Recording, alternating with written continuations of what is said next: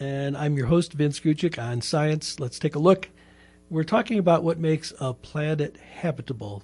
And in the previous segment, we talked about a number of things and ended up with energy balance, what makes the right temperature for a planet. And there's some more details, but even if you're in the right place with the right sun and the right sized planet at the right distance, there are some things that are possibly problematic. Well, really problematic. Okay. Now, suppose you have a planet that is close enough to a small, cooler star. In order to have the right temperature, it has to be pretty close. Well, then you can get something called tidal locking. All right. So if my flashlight is a star, and it's kind of weak right now, no matter where the planet goes in its orbit, there's only one place that really gets illuminated. Well, that place is going to be too hot if the average temperature is okay. And it gets crazier than that, because if this side with the light is hot, then the other side is really cold, and the atmosphere all slowly, well, geologically really fast, condenses on that side, and there's nothing for the life on the otherwise habitable parts. Okay, we know some tidally locked planets or bodies. The moon is tidally locked around the Earth, so we only see the one side with tiny librations that let us see little edges of the rest of the moon. So another thing that is a deal breaker is a strong tilt of the rotation axis. So why is that a big deal? Well, we've got an example of a planet that is really tilted, and that's Neptune. The tilt is 98 degrees off of what would be upright and in the same direction as the orbit of the planet. So it's almost flat on. And what does that do? Well, if you look at a planet that's going around the sun and it's rotating, but only in in this direction. Okay, as it goes around the sun, I can't keep the rotation, then there are places on here that stay well illuminated for a long time and unilluminated for an equally long time. So things get ridiculously hot and ridiculously cold, even if they're right on average. Another thing that can be a deal breaker is if the orbit is too eccentric. Okay, right now there's something like a 3% eccentricity for the Earth going around the sun. So we're a little bit farther away at times and a little bit closer at others.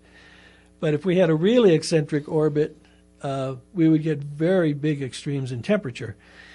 So essentially, the amount of radiation reaching this planet varies as 1 over the distance squared. So what would happen if a planet ranged from 1 unit of distance from its star to 4 units? Well, it would have a factor of 16 difference in the amount of radiation at those 2 points.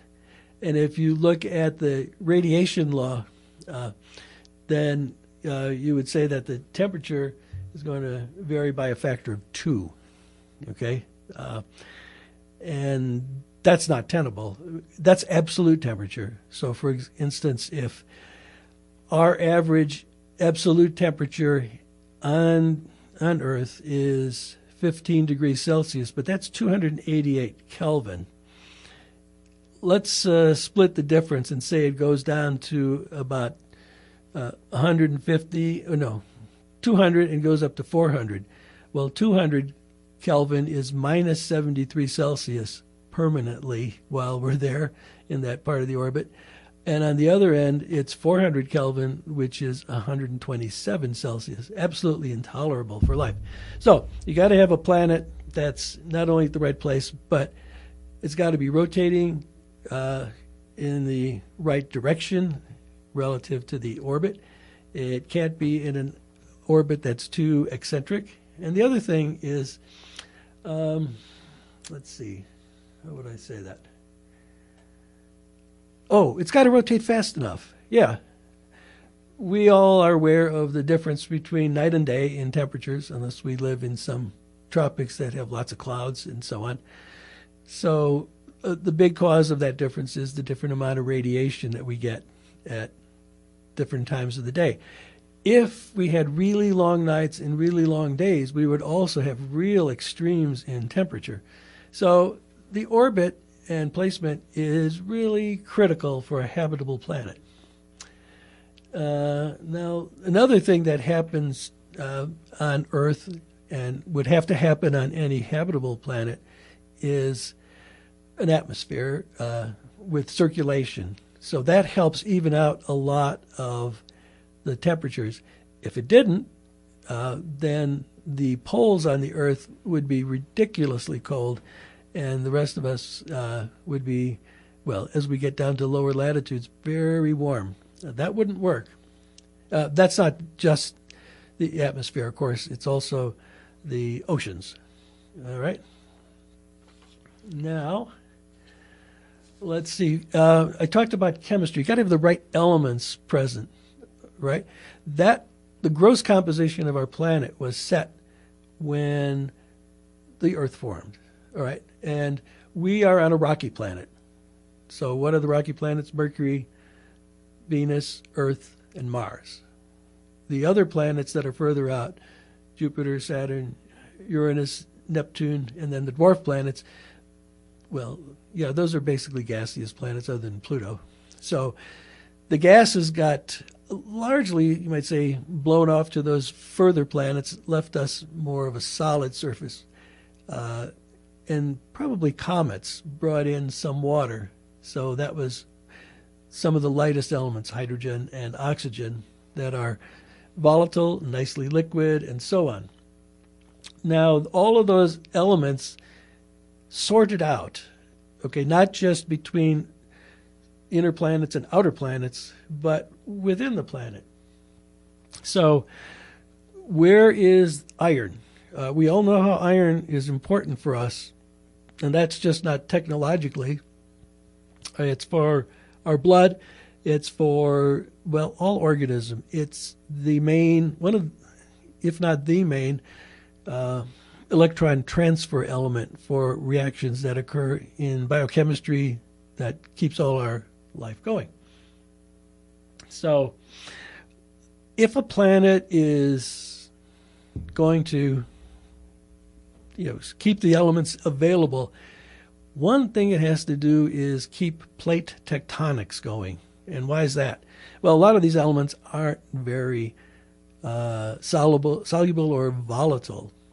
Nitrogen is, and that goes in and out of our atmosphere so that you can say it sort of equilibrates its way around the globe. It's not true for phosphorus. It's not true for iron. It's not true for manganese. So if these guys get precipitated, as iron did massively, particularly during the episode around the red bed formation, Snowball Earth, then it's not going to be available for us. It is pretty dicey right now in the ocean. The southern Pacific Ocean is very iron poor. Iron in an atmosphere that has lots of oxygen gets oxidized to ferric iron, and that precipitates with the hydroxyl ions in water. The oceans, there's lots of evidence, back when, before this Snowball Earth episode, they were green with enormous amounts of dissolved iron. And now there's so little that deserts are important for bringing iron into the oceans. So the Sahara Desert sand blows into the Pacific and including the Caribbean, and that's what keeps enough iron there to make it reasonably productive. If you go to the South Pacific, not enough land and deserts in the southern hemisphere, they don't have much iron, and the productivity of the ocean is pretty low there. Okay. Well, the iron didn't have to stay at the surface. It's heavy, and gravitationally, it's favorable for those heavy elements to sink to the core. And they are sinking. There's lots of good evidence for that. In fact, that's part of the source of heat inside the Earth, this sinking. The other sources are the original heat of accreting the planet, with lots of high-energy collisions. And another one is radioactive decay, uranium, thorium, potassium. Potassium is mildly radioactive, and you don't have to be afraid of bananas for that reason. It's pretty weak. Okay, but let me stay on that bit for a minute about the heat inside the Earth, these three sources. It's pretty wimpy by the standards of solar energy. On average, a square meter of surface on the Earth gets about 240 watts. Average day and night, seasons, and so on, and geographically. The flux of geothermal energy, as we call it, averages 0.06 of a watt. But it is critical because that's what keeps the Earth churning, bringing those tectonic plates moving. And those tectonic plates bring back some of the elements that got precipitated in the ocean. Good thing for us. So part of what that generates is volcanoes. And we don't like them when they're near us, but they are really important. Phosphorus is another element that's easily precipitated. There's no volatile form of phosphorus that's common. Phosphine does not occur under atmospheric conditions. So phosphorus gets buried. And we're burying a lot of it right now because we're digging it up for fertilizers to apply to our crops. And then where does that phosphorus end up? We take it off the farm. We eat it in cities and so on. We don't go back and poop in those fields. So the phosphorus, as we used to when we were, hunter-gatherers and even early agriculturalists and even some subsistence societies today. So we're exhausting the ready supplies of phosphorus. Morocco, Florida, the island of Nauru disappeared. It was mined essentially out of existence and the people moved. It's an island nation.